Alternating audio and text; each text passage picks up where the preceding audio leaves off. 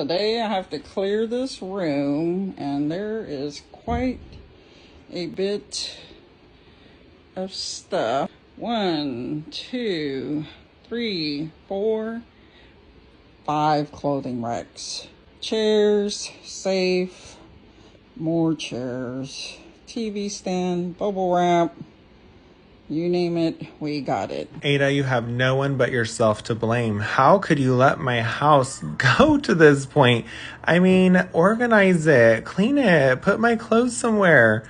My closet has some room, I'm sure. You just didn't look in the back, maybe.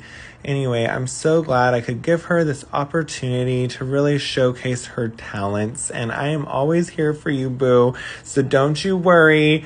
Joseph is here to make a big mess so that way you have something to do later. I just want you to always feel needed and loved. And we do love you, Ada. Love you.